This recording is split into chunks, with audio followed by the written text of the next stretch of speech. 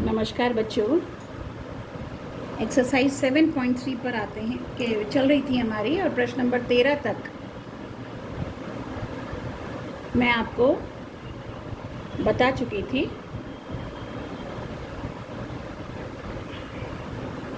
अब प्रश्न नंबर 14 पर आते हैं। प्रश्न नंबर 14 आपका जैसे कि लिखा हुआ है, आई बराबर cos x minus sine x upon 1 plus sign 2x। नीचे साइन 2x है, डबल एंगल है, तो पहले तो एंगल समान करना चाहिए, तो उसे 2 साइन एक्स कॉस एक्स खोल देंगे। अब ऊपर cos x minus sine x है, तो अगर संभव हो नीचे cos x plus sine x बनाने की कोशिश करेंगे। तो उसके लिए ये जो 1 है, इस 1 की जगह cos square x plus sine square x लिख सकते हैं, प्लस ये हो गया 2 साइन एक्स कॉस एक्स, और अब ये पूरा की पूरा बन गया cos x plus sine x का पूर्ण वर्ग। और अब इसे अगर टी मानते हैं तो ऊपर उसका डी टी बन जाएगा। तो cos x plus sine x को टी माना, कॉस एक्स का माइनस साइन एक्स और साइन एक्स का कॉस एक्स, ये आपका आया, और यही सारा ऊपर था, ये डी टी से रिप्लेस हुआ, नीचे टी स्क्वायर, और फिर इसका इंटीग्रेशन आपने कर दिया टी की पावर -2 मानते हुए आपने इंटीग्रेशन किया, वैल्यू सब्स्टिट्यूट की। अब आते हैं प्रश्न नंबर 15 पर। प्रश्न नंबर 15 था आई बराबर 10 cube 2x into sec 2x into d x. Sec square x होता तो काम चल जाता है, लेकिन सेक स्क्वायर एक्स यहाँ बन नहीं पाएगा, यहाँ से भी निकलेगा तो एक tan 2x रह जाएगा, और वो सेक स्क्वायर ही रहेगा, और ये सेक की पावर 3 हो जाएगा। तो इसलिए, लेकिन हमें याद आया कि sec square x tan x का तो होता है डिफरेंशियल, लेकिन tan x sec x किसका डिफरेंशियल होता है? ये होता है आपका sec x का। तो इस तरह से tan x sec x किसका इंटीग्रल क्या होगा? sec x। तो वही यहाँ से आइडिया लिया, यहाँ 3 पावर थी, एक इधर निकाल दी, sec 2x के साथ लगा दिया, और जो स्क्वायर है उसे कन्वर्ट कर दिया पावर 2 में। तो इसलिए हमने ये tan स्क्वायर 2x, ताकि ये कन्वर्ट हो जाए sec स्क्वायर 2x -1 में, और अब अगर इसको t मानते हैं sec 2x को, तो ये पूरा dt में कन्वर्ट हो जाएगा, ये t स्क्वायर -1 रह जाएगा। तो यही काम यहाँ किया है, sec 2x को t माना, तो इसका जो डिफरेंशियल हुआ sec x का होता है sec x tan x, तो sec 2x का है sec 2x tan 2x into फिर 2x का डिफरेंशियल 2 dx बराबर dt। तो यहाँ से 2 नीचे लिया है, तो बाकी सारा sec 2x tan 2x dx dt बटे बड़ा हो गया dt अपॉन 2, और इस तरह से अब ये सब्स्टिट्यूट होकर t स्क्वायर -1 dt अपॉन 2 हो गया, 1/2 बाहर, और इसका इंटीग्रल t क्यूब बटे 3 -1 का integral t plus c t का मान वापस sec 2x रख के आपका आंसर वापस आ गया। प्रश्न नंबर 16। प्रश्न नंबर 16 में है 10 की घात 4x। 10 की घात 4x का डायरेक्टली फॉर्मूला नहीं होता, स्क्वायर का होता है, इसलिए इसको स्क्वायर की फॉर्म में तोड़ा, 10 स्क्वायर का स्क्वायर, और फिर 10 स्क्वायर x को लिख दिया sec स्क्वायर x -1 की घात 2, और अब इसे फिर से खोला, a माइनस बी का पूर्ण वर्ग का सूत्र लगाते हुए a square plus b square -2ab। इसका इंटीग्रल पता है, इसका इंटीग्रल पता है, पर इसका इंटीग्रल नहीं पता, पर सबको पहले अलग अलग कर लिया, इसको अलग कर लिया और इसको अलग कर लिया, क्योंकि इसका हमें डायरेक्ट पता है। और अब ये सेक की पावर 4x को हमने तोड़ दिया sec square x into sec square x d x, ये अलग हो गया, ताकि अब इस सेक स्क्वायर को 1 प्लस tan स्क्वायर एक्स बनाया, तो इस tan x को जब t मानेंगे तो ये sec square x d x किससे कन्वर्ट हो जाएगा? dt से कन्वर्ट हो जाएगा।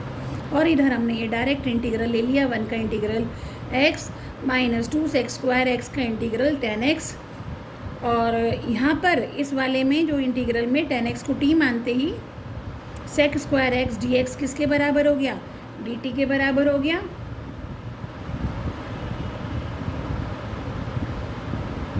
और इस तरह से ये कन्वर्ट हो गया 1 प्लस टी स्क्वायर, और ये बन गया dt, और ये पहले इंटीग्रल ले चुके थे। तो इस तरह से ये हुआ t प्लस टी की घात 3/3, और ये इंटीग्रल ऐसे किया, ऐसे t का मान रख दिया tan x। अब इसमें एक कैलकुलेशन, यहाँ चूँकि जगह नहीं बची थी, आप अपने आप कर लेना आंसर। जब ये tan x आया t को रख कर, और ये है -2 tan x, तो ये दोनों लाइक टर्म्स हैं, एक सी टर्म्स हैं, तो tan x -2 tan x यहाँ आंसर में बचेगा -tan x। तो ये दो अलग अलग टर्म ना होके एक टर्म बन जाएगी, तो यहाँ जगह नहीं थी इसलिए मैंने, आप इसे अपने आप कर लेना। तो ये था प्रश्न नंबर 16। प्रश्न नंबर 17 पे आओ। प्रश्न नंबर 17 था आपका,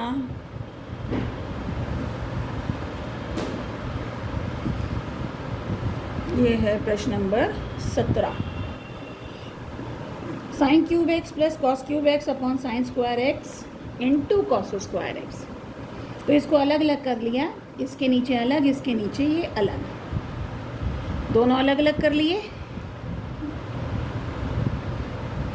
अब इससे यहाँ 3 sin x थे ऊपर, यहाँ 2 थे, 2 कट गए, 1 रह गया और नीचे कॉस स्क्वायर रह गया। तो एक sin x जो ऊपर बचा था और एक cos x लेकर बन गया tan x, और जो एक 1/cos x था वो बन गया sec x। इसी तरह से यहाँ एक cos x रह गया कटने के बाद, और एक cos x upon sin x बना cot x, और एक sin x नीचे बचा था नीचे, तो 1/sin x का बन गया cosec x। और अब ये डायरेक्ट फॉर्मूला है, ये था sec x का, इसका इंटीग्रल sec x और इसका इंटीग्रल माइनस cosec x, यानी cosec x का जो डिफरेंशियल होता है वो होता है minus cot x cosec x। तो cot x cosec x का इंटीग्रल होगा माइनस cos x। ये डायरेक्ट फॉर्मूला है एंटी डेरिवेटिव के फॉर्म में। ये प्रश्न नंबर था आपका 17। आते हैं प्रश्न नंबर 18 पर। प्रश्न नंबर 18 है आपका cos 2x plus 2 sin square x upon cos square x। cos 2x science, चूँकि ये डबल एंगल है, सिंगल एंगल है दोनों, तो इसको सिंगल एंगल में खोला और बेहतर क्या किया कि साइन स्क्वायर एक्स के फॉर्म में लिया है, क्योंकि यहाँ साइन स्क्वायर एक्स दे रखा है। तो सूत्र इस तरह से खोला, 1 - 2 sin square x plus 2 sin square x, ये दोनों कट गए, 1/cos स्क्वायर रह गया जो बन गया सेक स्क्वायर, और सेक स्क्वायर का डायरेक्ट होता है tan x। तो डायरेक्ट क्वेश्चन था ये। प्रश्न नंबर 19 पर आइए। यह है 1/sin x into cos cube x. ऊपर 1 जो था उसे sine square x plus cos square x लिखकर और फिर इनको अलग अलग कर दिया, sine square x upon sine x into cos cube x, और ये cos square x upon sine x into cos cube x. एक साइन एक्स कट गया। अब आप यहाँ देखेंगे एक साइन एक्स कट गया, एक साइन एक्स ये बचा, और ये 3 कॉस एक्स था, एक कॉस एक्स इसके नीचे आ गया, बाकी जो 2 कॉस एक्स बचे उनका सेक स्क्वायर एक्स बन गया। इसी तरह से यानी कुल मिला के इन्हें हमें tan x और sec स्क्वायर एक्स के फॉर्म में कन्वर्ट करना है, या cot x into cosec square x की फॉर्म में, ताकि cot x को जब t माने तो cosec स्क्वायर एक्स dt में निकल जाए। इसी तरह से अगर tan x को माने तो sec स्क्वायर एक्स dt में निकल जाए। यही काम यहाँ कर रहे हैं। यहाँ क्या किया, यहाँ पर 2 cos से इससे कट गई तो sin x cos x रह गया, साइन एक्स कॉस एक्स रह गया था। अब नीचे की तरफ कॉस एक्स से डिवाइड कर दिया और गुणा भी कर दिया, दोनों काम नीचे की तरफ हो रहे हैं। ये बन गया tan x, ये बन गया कॉस स्क्वायर एक्स, तो ये हुआ tan x और कॉस स्क्वायर एक्स का बन गया सेक स्क्वायर एक्स। और अब दोनों में tan x को t मानते हैं तो सेक स्क्वायर जो था वो dx के साथ dt में कन्वर्ट हो जाएगा, और इस तरह से ये हो जाएगा t dt, और ये हो जाएगा 1/t dt।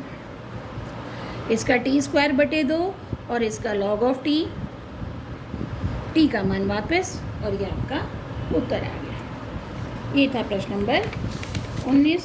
आते हैं प्रश्न नंबर 20 पर।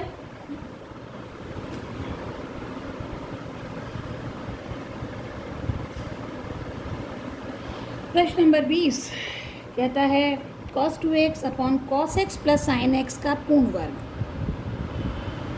दिख रहा है यहाँ डबल एंगल, ये सिंगल एंगल, सिंगल एंगल में खोलेंगे, और चूंकि यहाँ cos x sin x है तो ये वाला सूत्र खोलेंगे। इसे खोलने पर आपको सूत्र पता है इसका a square minus b square का, तो a minus b a plus b लगा दिया। एक इससे कट गया, आपके पास रह गया cos x minus sine x upon cos x plus sine x.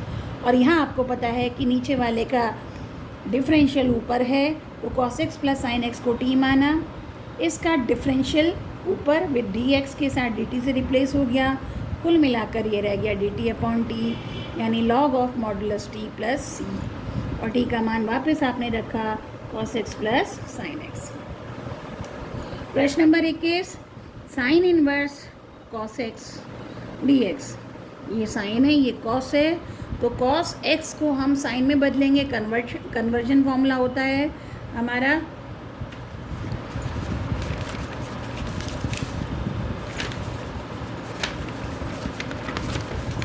Conversion formula आप देखेंगे क्या होता है, कॉस थीटा बराबर sine pi by 2 minus theta, या sine pi by 2 plus theta भी ये लिखा जा सकता है। तो इसको लिख दिया पाई बाई 2 माइनस एक्स, अब ये रह गया पाई बाई 2 माइनस एक्स, तो ये बन गया pi by 2x minus x square upon 2 plus सी।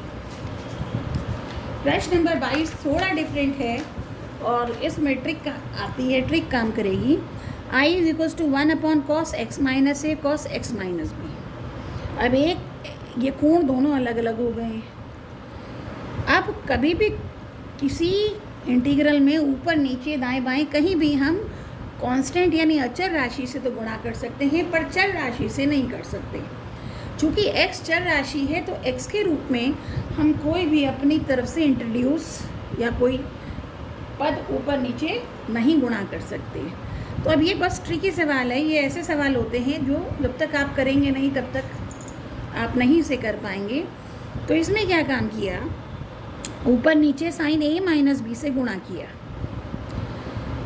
यहाँ भी करा यहाँ भी करा। चूँकि ये कांस्टेंट संख्या, याद रखिए x नहीं है तो ये कांस्टेंट संख्या है, तो जैसे ऊपर नीचे 2 से गुणा करते थे या 3 से कर दिया या 5 से कर दिया, इसी तरह से साइन a माइनस बी से हम ऊपर नीचे गुणा करते हैं।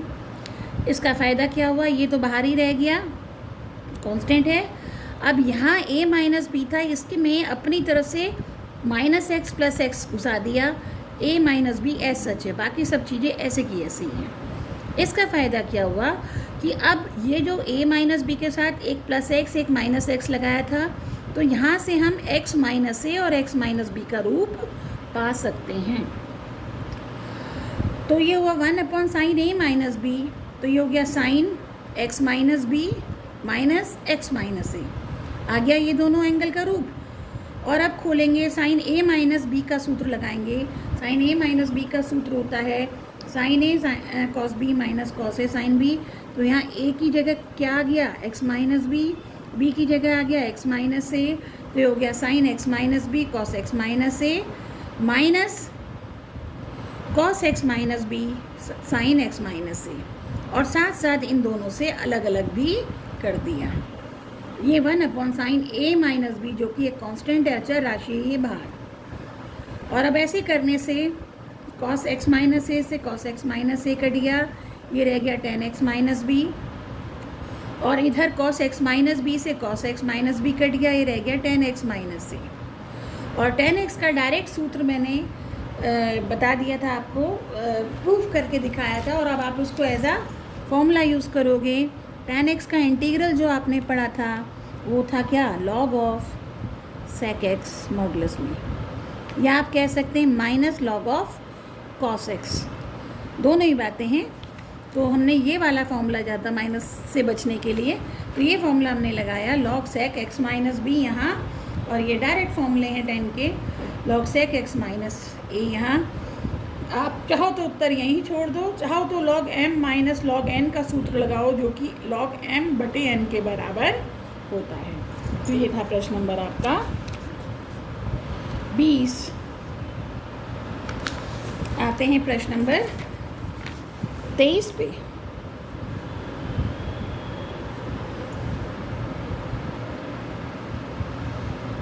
प्रश्न नंबर 23 वैकल्पिक है, 4 विकल्प हैं, कोई एक सही बताना है।